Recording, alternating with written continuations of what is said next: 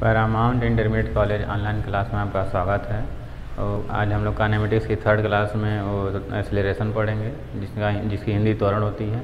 तो एक्सेलरेशन क्या होता है, जैसे कोई भी वेलोसिटी रहती है या कोई भी स्पीड रहता है तो उसको क्या करता है, इंक्रीज कर देता है या डिक्रीज कर देता है।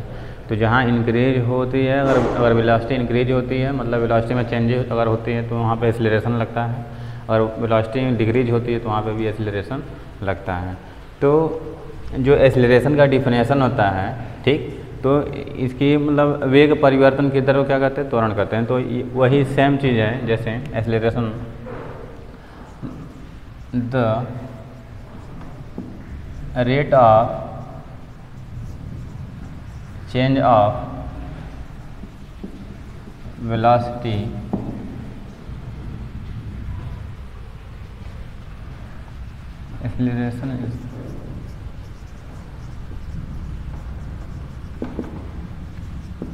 Acceleration is the rate of change of velocity. ठीक, तो इसको स्मॉल ए से डिनोट करते हैं।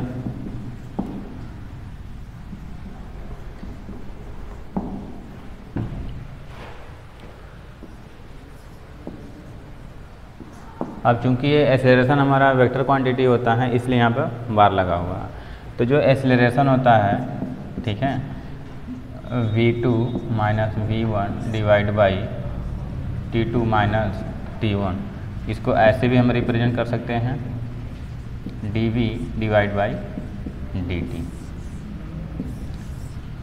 और इसका जो यूनिट होता है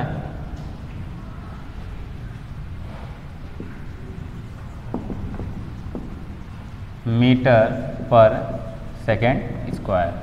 तो कहने का मतलब ये है, अगर किसी बाइक की स्पीड जो है 35 मीटर पर सेकेंड है, ठीक, मतलब t1 टाइम में, और सेकेंड कंडीशन में क्या हो रहा है, t2 टाइम पे इसकी जो स्पीड है ये अगर 38 मीटर पर सेकेंड हो जा रही है, या इसको 1 सेकेंड कर लें, इसको 2 सेकेंड कर लें, ठीक। तो यहाँ पे 1 सेकेंड में कितना स्पीड इंक्रीज हो रहा है, 3 मीटर पर सेकेंड से इंक्रीज हो रहा है। तो यहाँ पे जो एक्सेलरेशन लगेगा, हम क्या कहेंगे कि 3 मीटर पर सेकेंड स्क्वायर से एक्सेलरेशन यहाँ पे लग रहा है। अगर मान लीजिए हम बाइक से या किसी गाड़ी से चल रहे हैं और यहाँ पे क्या है, कोई ब्रेकर है, तो क्या होता है कि स्पीड अगर 35 मीटर पर सेकेंड था तो ब्रेकर जैसे जैसे आएगा तो वहाँ पे क्या हो जाएगा, स्पीड ऑटोमेटिक कम करना पड़ता है, क्योंकि अगर क्या बोलते हैं, स्पीड अगर कम नहीं करेंगे तो क्या करेगा, ये बहुत तेज़ी से झटका देगा और गिरने का भी डर रहता है। तो यहाँ पे जो एक्सेलरेशन लगता है वहाँ पे नेगेटिव का काम होता है, ठीक है।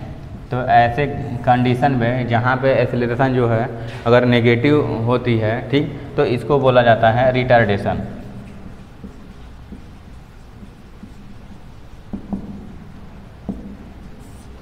या इसी को बोला जाता है मंदन, ठीक है। मैं फिर से बता दे रहा हूँ, त्वरण क्या होता है, वेग परिवर्तन के दर को त्वरण करते हैं, इसको स्मॉल ए से डिनोट करते हैं, और इसका यूनिट क्या होता है, मीटर पर सेकेंड स्क्वायर होता है, ठीक। अब इसके बाद हम लोग क्वेश्चन करेंगे।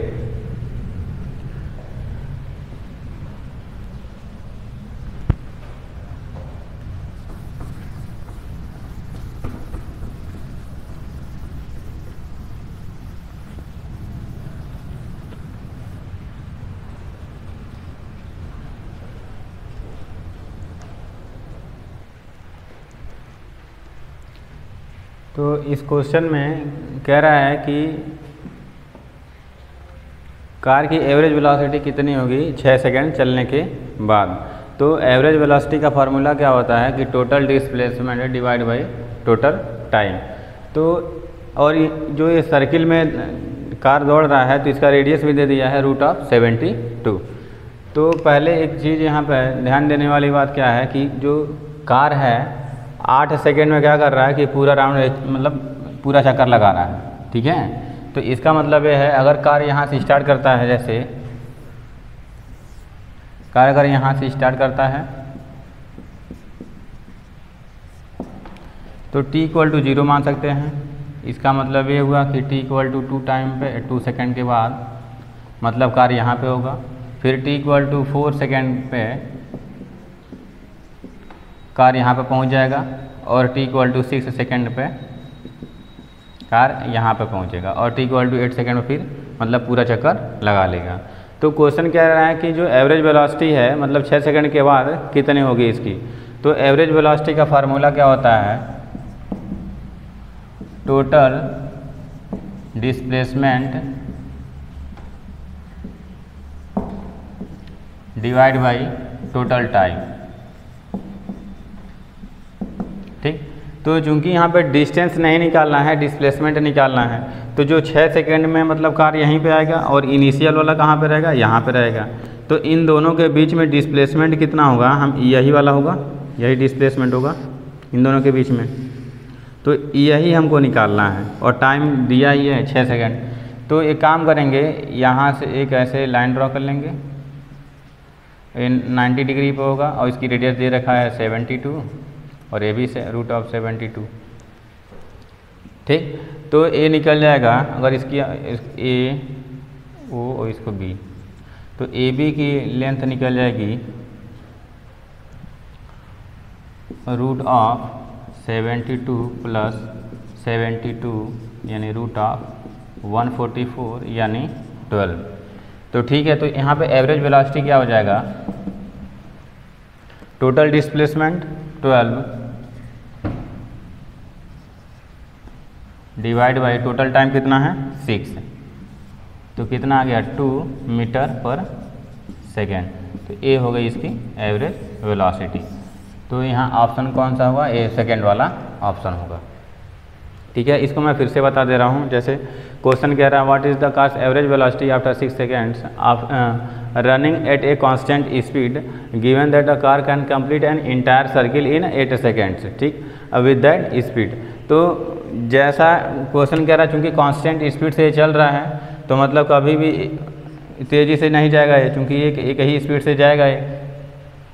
तो 8 सेकेंड में पूरा सर्किल कवर कर रहा है, तो इसका मतलब 2 सेकेंड में यहाँ पर रहेगा, 4 सेकेंड में यहाँ पे पहुँचेगा और 6 सेकेंड में यहाँ पे पहुँचेगा। ठीक, तो 6 सेकेंड के बाद हम क्या करेंगे कि जो इनिशियल पॉइंट है और फाइनल पॉइंट का जो शॉर्टेस्ट डिस्टेंस है उसी को निकालते हैं। और डिफिनेशन में मैंने यही बताया था कि जो शॉर्टेस्ट डिस्टेंस होता है वही हमारा डिस्प्लेसमेंट होता है। तो इन दोनों के बीच की दूरी निकालनी पड़ेगी।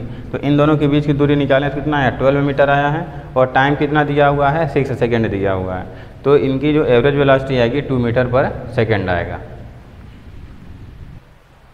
तो अब हम पढ़ेंगे टाइप्स ऑफ मोशन। तो types of motion basically 2 type का होता है। ठीक है, पहला डायमेंशनल मतलब बीमीय आधार पर होता है और दूसरा जो होता है प्रकृति के आधार पर, मतलब प्रकृति के आधार पर गति कैसे कैसे होती है। तो इसको बोला जाता है ऑन डायमेंशनल बेस। ठीक, और सेकेंड वाले को बोला जाता है on the basis of nature of motion of particle. तो डायमेंशनल बेस में क्या है, डायमेंशनल में मतलब बीमीय आधार पर, जैसे कोई मान लीजिए कोई सिस्टम है 3 डायमेंशनल, ये हमारा x एक्सिस है, ये y है और ये z एक्सिस है। जैसे दीवार का कोना होता है नीचे वाला, तो एक ए वाला x होगा, ऊपर वाला y होगा और इधर वाला z होगा। तो इसी पे हमको फोकस करना है, इस वाले फिगर पे। ठीक है,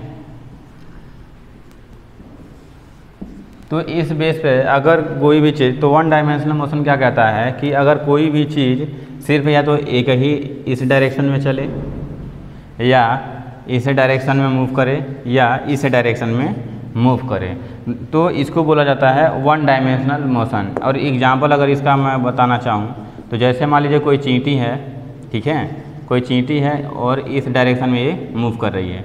तो मतलब जो 3 डायरेक्शन है x y z, तो तीनों डायरेक्शन में सिर्फ एक ही डायरेक्शन कवर हो रहा है ना, क्योंकि जो एक चींटी है तो क्या करेगी, इधर ही जाएगी, या हो सकता है कि y के डायरेक्शन में चले या हो सकता है कि z के डायरेक्शन में चले। तो इसको बोला जाता है 1 डायमेंशनल मोशन। अब 2 डायमेंशनल मोशन क्या कहता है, जैसे 2 डायमेंशनल कहता है कि जो 3D फिगर दिख रहा है उसमें कम से कम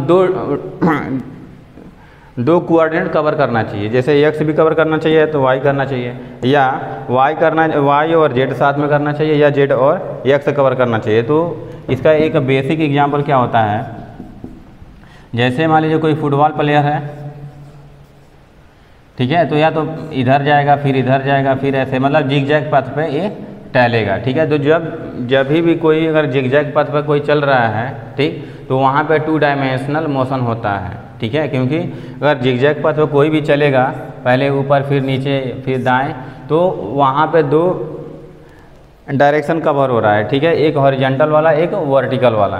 तो ऐसे केस में क्या होता है, वहाँ पे 2 डायमेंशनल मोशन लगता है, या उसी को 2 डायमेंशनल मोशन कहते हैं। और 3 डायमेंशनल मोशन का एक एग्जाम्पल है,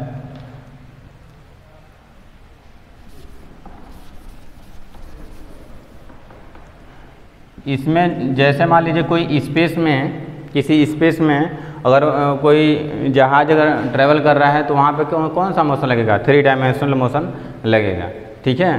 तो मतलब जब भी अगर 3D मोशन की बात होगी तो इसका मतलब ये हुआ कि हम स्पेस की बात कर रहे हैं, ठीक है, तो वहाँ पे 3D मोशन लगता है। अब सेकेंड केस में क्या है कि तो सेकेंड केस में क्या कह रहा है कि ट्रांसलेशनल मोशन है, रोटेशनल है और उसके बाद ऑसिलेटरी मोशन है। तो जो ट्रांसलेशनल होता है, तो जैसे मान लीजिए कोई बाइक है, ठीक है, फिर इसके कुछ समय बाद अगर यहाँ पे आ जा रही है, ठीक, तो यहाँ पे ट्रांसलेशनल मोशन लगता है, क्योंकि जो बाइक का पहिया होता है वो ऐसे ऐसे मूव करती है, ठीक है। तो ऐसे केस में होता है ट्रांसलेशनल मोशन। तो यहाँ पर अगर एग्जाम्पल मैं लिख दे रहा हूँ,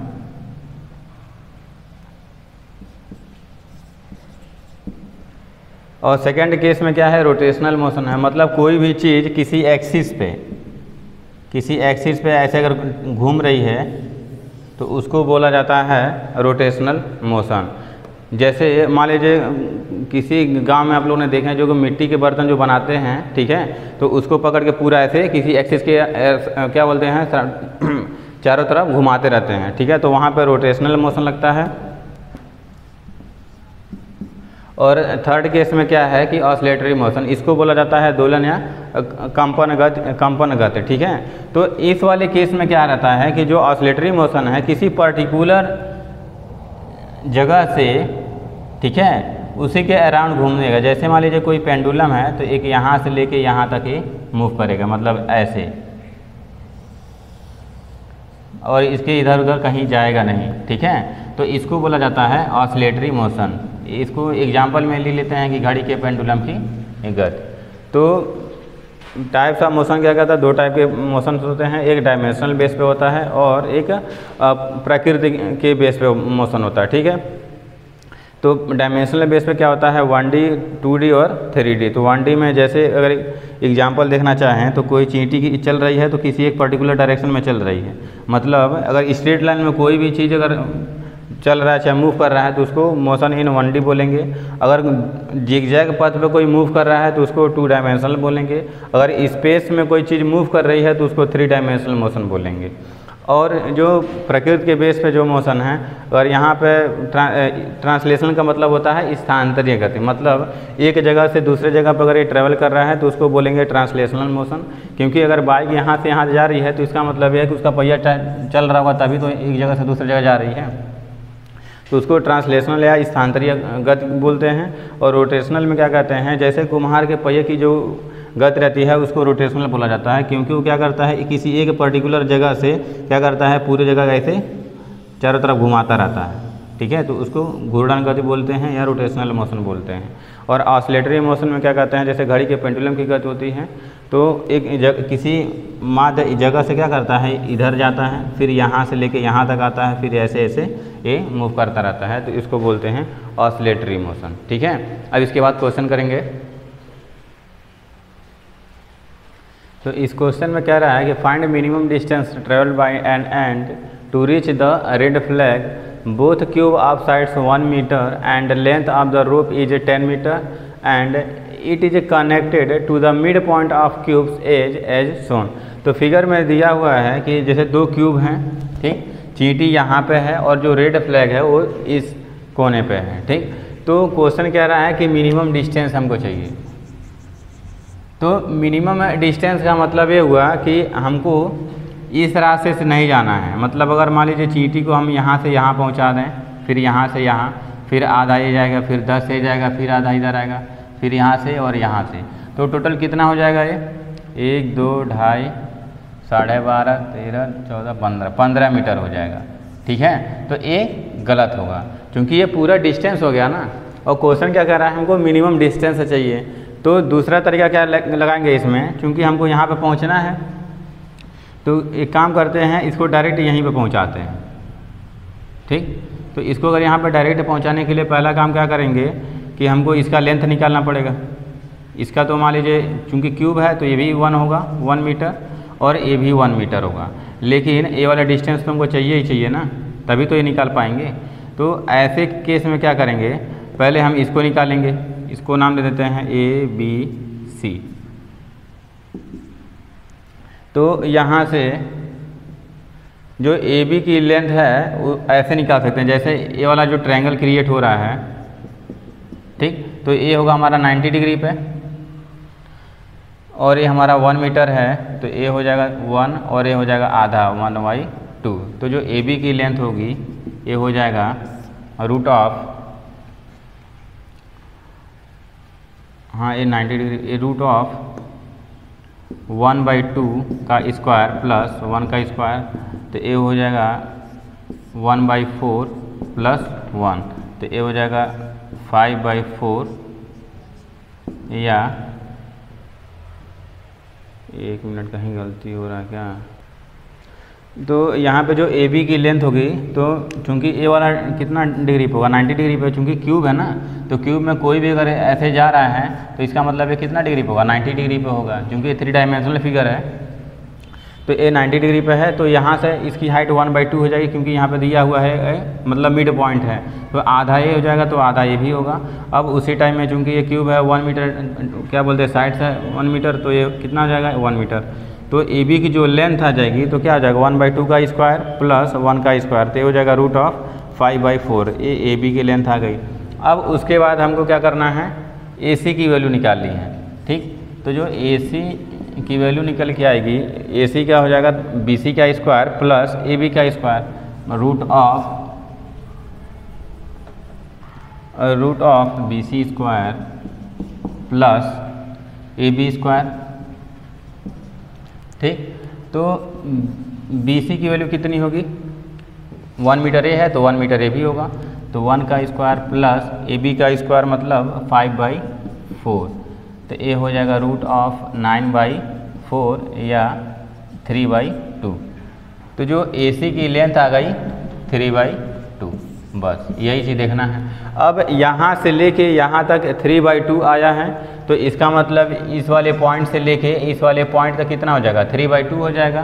तो 3/2 प्लस 3/2 कितना हुआ 3 और 10 मीटर ए, तो टोटल लेंथ कितनी हो जाएगी, डिस्टेंस कितना हो गया इसका 13 मीटर। बस ये ध्यान देना है, ठीक है। फिर इसके बाद आते हैं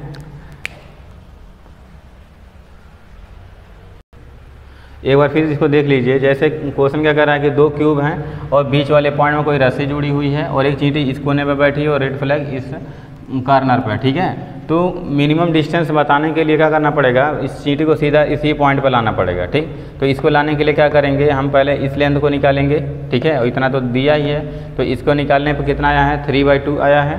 तो अगर इसका लेंथ 3/2 आया है तो इसका भी लेंथ 3/2 ही होगा, क्योंकि सेम चीज़ है ना दोनों।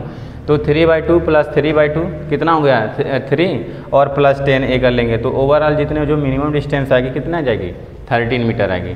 इसको नोट भी कर लीजिएगा। फिर इसके बाद आते हैं इक्वेशंस ऑफ मोशंस, ठीक।